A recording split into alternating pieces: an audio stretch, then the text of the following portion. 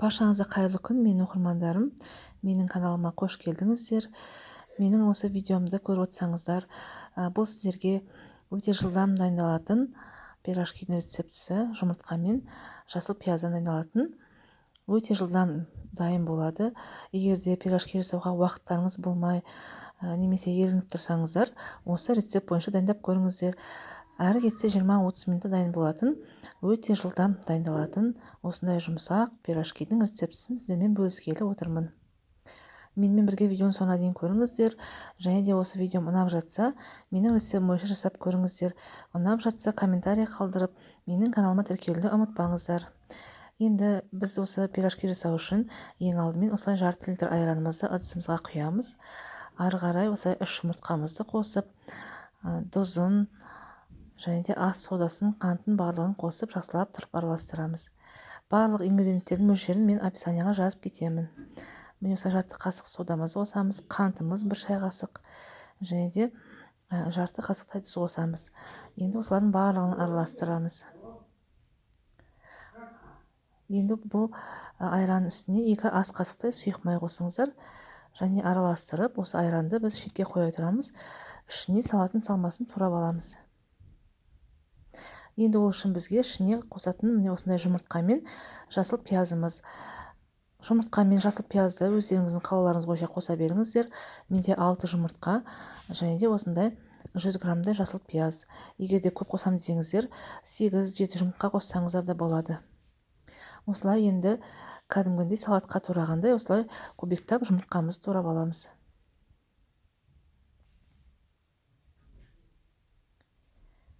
Міне осындай көлемде тураймыз. Достар, міне мен жұмыртқамды турап болдым. Енді осы айранымызға ең бірінші біз ұнымызды қосамыз. Ұнның мөлшері 400 грамм. Міне айрандарыңыз егер де қатты көтерілмесе, тағы да үстіне ас содасын мен сияқты қосып жіберіңіздер. Енді осы айранымызға ұнды қосамыз. Біртіндеп бөліп қосып отырыңыздар. Егер де өлшейтін весаларыңыз жоқ болса, осылай айранға ұнды көз мөлшерімен қоссаңыздар да болады. Қоюлығын қазір сіздерге көрсетемін. Көз мөлшерлерімен қоса берсеңіздер болады. Мен осылай біртіндеп қосып қарап отырдым. Барлығы менде кеткені 400 грамм ұн кетті. Осылай біртіндеп қосып жақсылап араластырып тұрыңыздар. Ішінде түйірлері қалмау керек. Енді міне осындай қоюлықта болу керек біздің ұнымыз. Енді осы ұнның үстіне, қамырдың үстіне біз пиязымыз бен жұмыртқамызды қосып жақсылап араластырамыз. Достар, тек қана жұмыртқаны қосқаннан кейін қатты араластырмаңыздар, өйткені ішіндегі сарысы еріп кетпесін, езіліп кетпесін.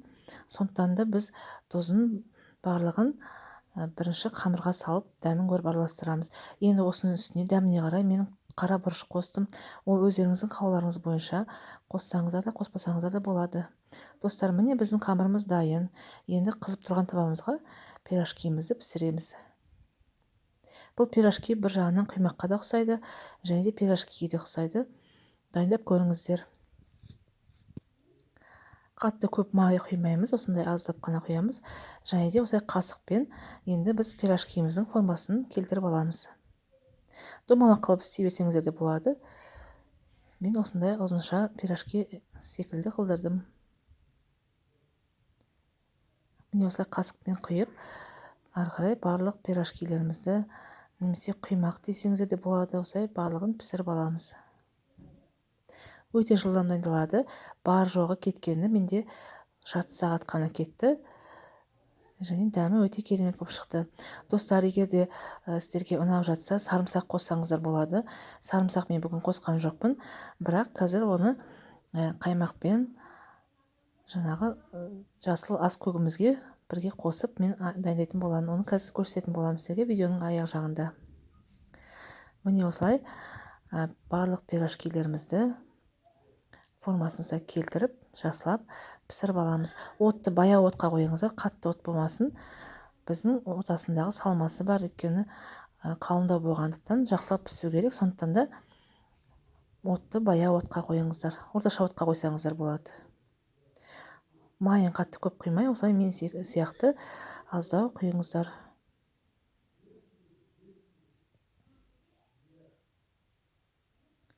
дәмі пирожкиден кем түспейді, өте дәмді болып шығады. Міне осындай қалың болды. Ішіндегі барлығы қамырымыз толықтай пісті.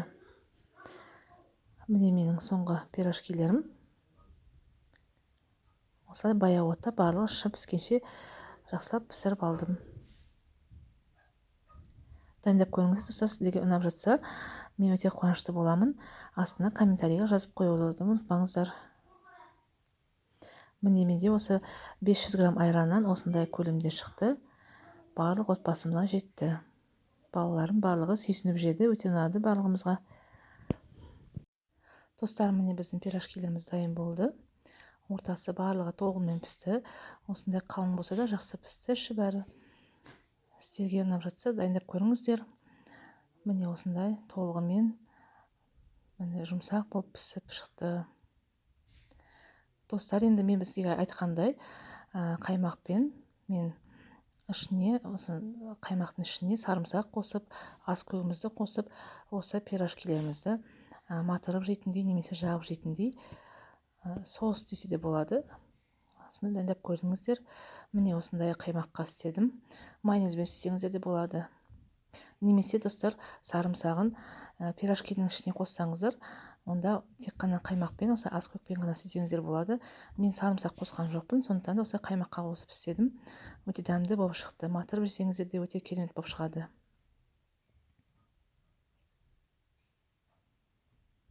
Дәмі өте керемет, дайындап көріңіздер.